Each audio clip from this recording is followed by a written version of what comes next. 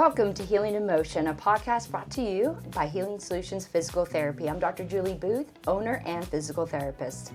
And I'm Ashley Hayden, master massage therapist. So today I have a question for you, Dr. Julie Booth. Yes. What muscles do you feel like are just the most underdeveloped when you are working with your patients? Oh, that's a fantastic question. Definitely the glutes. And when I say glutes, as a physical therapist, I'm referring to gluteus maximus. Now, to be specific, a little education moment, you do have three distinct glutes in your body. Your gluteus maximus, gluteus medius, and gluteus minimus. Say that 10 times. Anyways, I won't. Your gluteus minimus definitely is something that I think a lot of people don't hear about a lot. That's because that muscle supports the gluteus medius. However, gluteus maximus is very underdeveloped. A lot of people don't even realize they have a gluteus maximus, and that is your sit-down muscle, to put it nicely. Just with me tilting back like this, and this tends to be our everyday posture. Yeah. Without even realizing it, you're looking at your phone, you're typing, but when you're in a more upright position, you're more aware of your body in general. So, Yes. Long story short, glutes are definitely the weakest because people just don't know about that muscle and how to activate it properly. True, I agree. So what would you say, just in your experience as a massage therapist, what muscles are typically tight? So for me, when I'm noticing that I'm giving a massage, I will notice that patients come in with complaints of being tight, and we're working, and I notice hamstrings or even hip flexors. Like Dr. Julie Booth said, we are sitting all day, so these are shortened and they're tight. And so we'll be tight here in our quads and our hip flexors and our hamstrings, and our low back is hurting. And then I notice, we bring it full circle, it's the glutes. So it looks like today we will be discussing the powerhouse muscle, which is the glutes. Fantastic. So with glutes, when I say glutes, again, gluteus maximus, do you know how to properly activate that muscle, Miss Ashley? I recently learned how to properly activate that muscle. Let's talk about it. Because just like anybody else, before I did this, I sat at a desk for a long time, and so I was constantly sitting on my glutes, and like I said, hip flexors got shortened and tight, hamstrings were tight, low back would hurt, and we fell into those positions where we're just like this at a desk, or we're constantly like this, and just everything started from hips down to hurt. And then I started to work out because I'm like, oh, well, let's strengthen our muscles, right? Because that's what you do. You think about how can I fix this? Let's strengthen. And then that's when I came to the realization that my glutes don't fire the way they should. And it's most common, and people may feel a little embarrassed about it or don't want to speak about it. It's not something you think about on your everyday. Absolutely. So I had to fix that.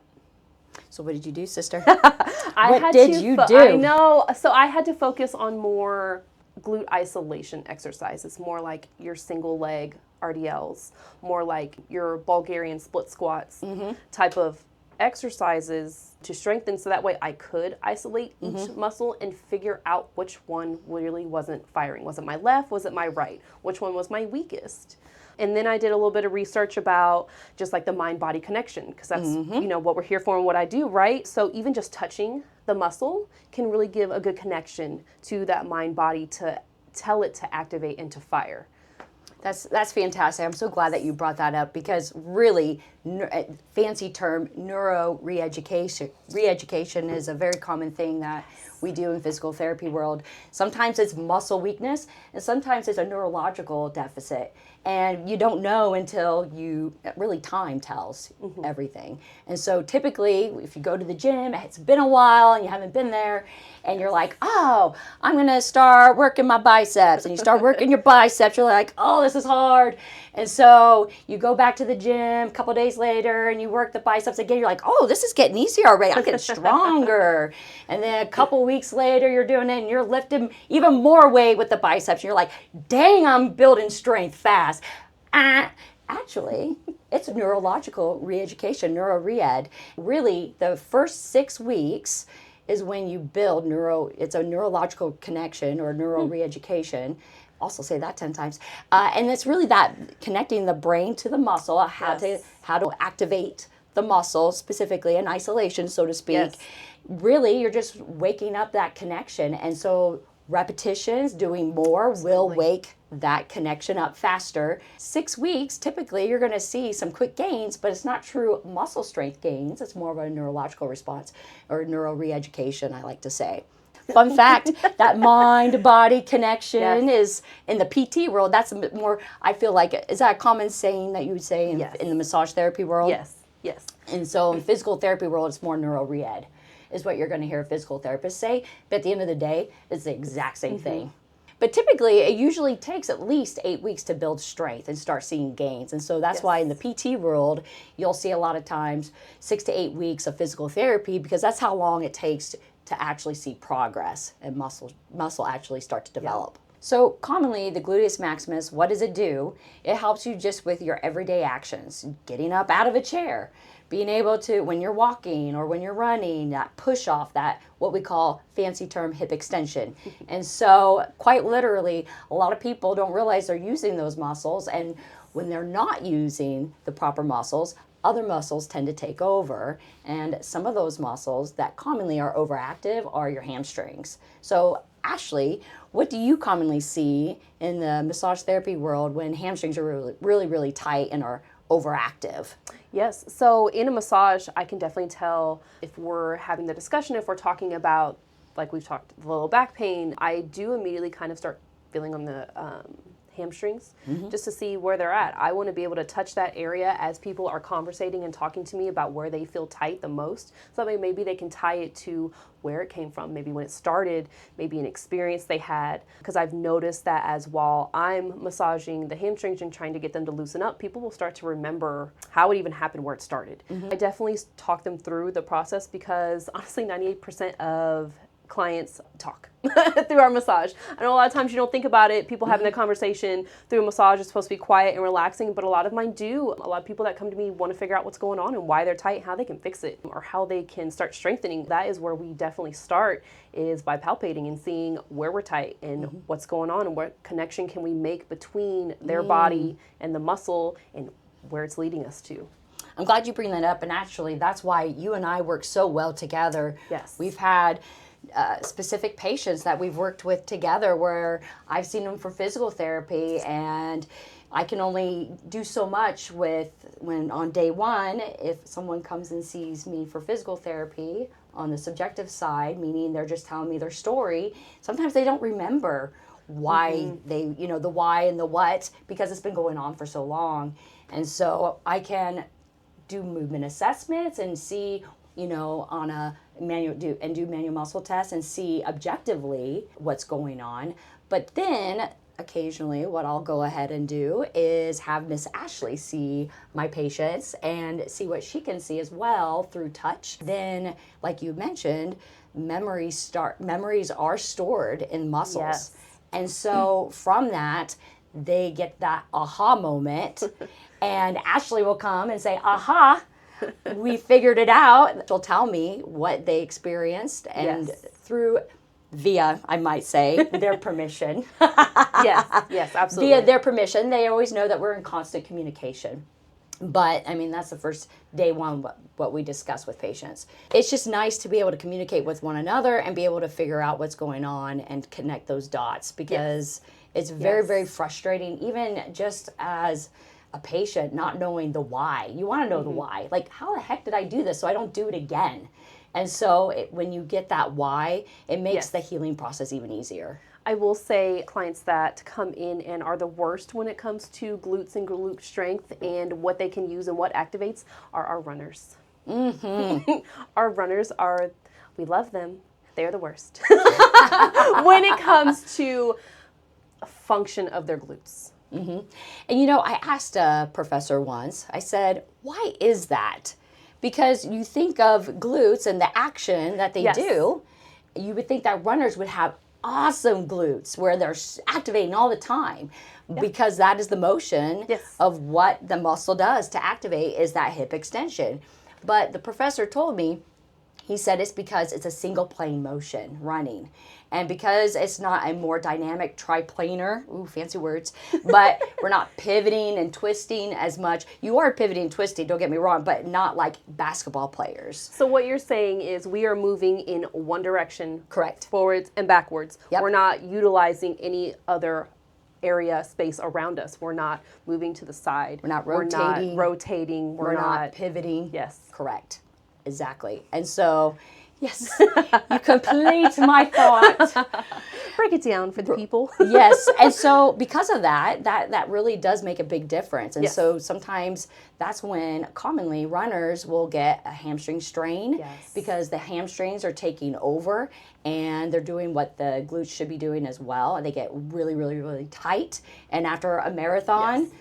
or even before that point, they are like, oh my gosh, I can't take another step, and Yes. they have strained their hamstrings. Because it's that repetitive motion.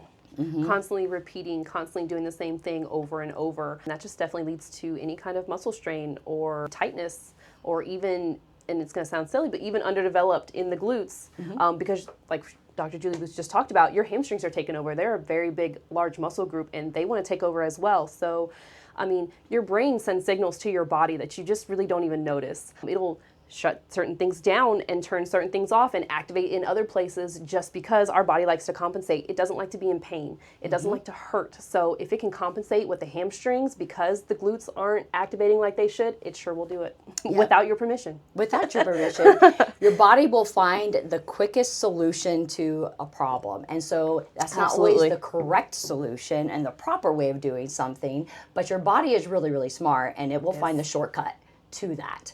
And that's to movement in general, Yes. or just your everyday life activities. And so you brought something up that was really, really good. Something I tell all my patients is that typically injuries are due to repetitive movements or prolonged positions, which brings us right back to sitting, Yes. prolonged sitting.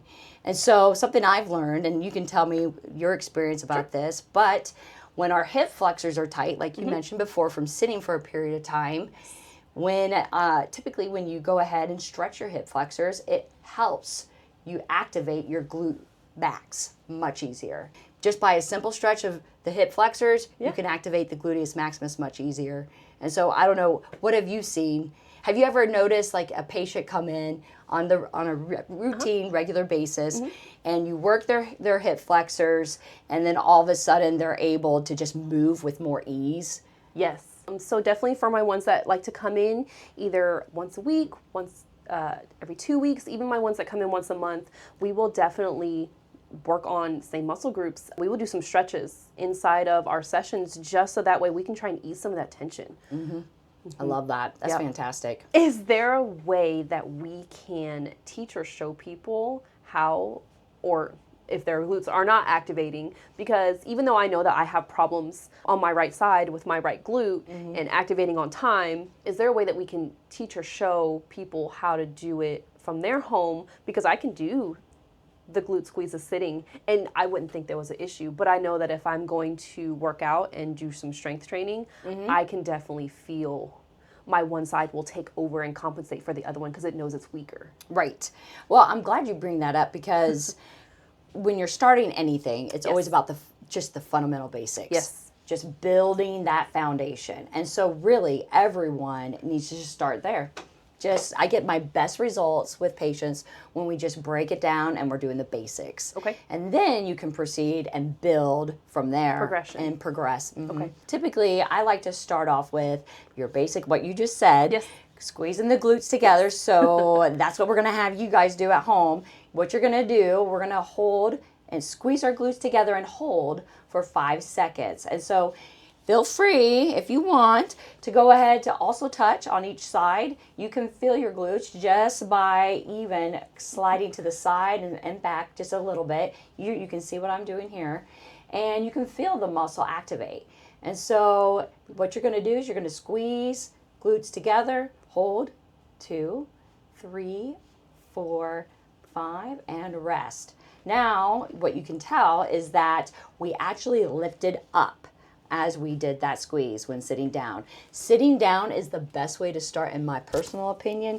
I used to give patients exercises to do glute squeezing laying on the stomach, and that way I could see visually if they were properly engaging the glutes with the glute activation, and I would just kind of feel on the side just to see if the muscles were activating properly. However, when you're sitting, you can actually feel yourself move up in the chair and then come back down. We're going to do 4 more. You're going to go ahead and squeeze, 2, 3, 4, 5, and rest. and squeeze. 2, 3, 4, 5, and rest. Didn't know we were getting a workout today, huh? Squeeze. I know it. 2, 3. I couldn't help myself. 4, 5, and rest. You're watching a physical therapist, okay? And squeeze. 2, 3, 4, 5, and rest. Now, the more you do, you'll start to feel, oh, one side might fatigue a little bit quicker than the other. And that's usually going to tell you one of two things. Either that side is weaker or it's having to overly compensate for your other side. So something to kind of pay attention to. And so, Ashley, you also brought up another thing, and that is that I really liked. And sometimes people just don't know which side is actually weaker. Yes. You know, you can just go to a mirror and you can actually just take a look when you stand up, and you can just see how the muscles are activating. And so you can do that on each side. I would recommend that. Have you stand up and take just a look at your side, and then turn to the other side and see how that side is activating. And so the ideal situation is to have them both activate at the same time and not have one side activate before the other. And so that's something that... And that was my problem, is what she's nicely trying to say. She was having a little bit of a difficult time activating at the same time. Yes. But what did we do? Do you remember what we did to help you with that a little bit, to trick the brain? Well, we did the whole mind-body connection, Yes. touching, but also we did some isolations, one side over the other, and then after the isolations, then we did them together with me actively thinking about me squeezing both glutes at the same time. That's right. Yes. That's right. Started thinking about it. But Yes. even before that, I remember telling you, okay, the side that is trouble, a guys. little bit weaker, Yes. you're going to tell yourself to fire that side first. And Okay, so yes. when you were actively telling yourself, I'm going to fire my, let's say, right side first, you actively were able to do both of them at the same time. Yes. And Yes. so that's just a little fun little trick. If you're having one side that's not activating as at the same time as the other side. And so the more you know. I would start with just sitting down, but fun fact, the effects of standing gluteal squeezes was a study done in 2019. It was through Wichita State University. BJ LaHecka guided that study. And they found that in this study, just doing 150 squeezes, gluteal squeezes, standing up, 150 a day. That's such a daunting number. 150 is a lot. Just doing 150 Just a day, it's 150. fine. Every day. We try and glaze right over that. That 150, you got just it. 150. They noticed, though, that there was an increase in girth measurement of 1.1 centimeters on average. And I was just dumbfounded by that number. I just thought that was Love it. very, very impressive. So you at home have no excuse, because now you have mindfulness. You know how to take action. Now it's up to you to be consistent doing it, because at the end of the day, that's really where you get the results, is that consistency. When motivation fails and discipline kicks in. That's right. Amen. And most times, if you wait on motivation, you'll never do it.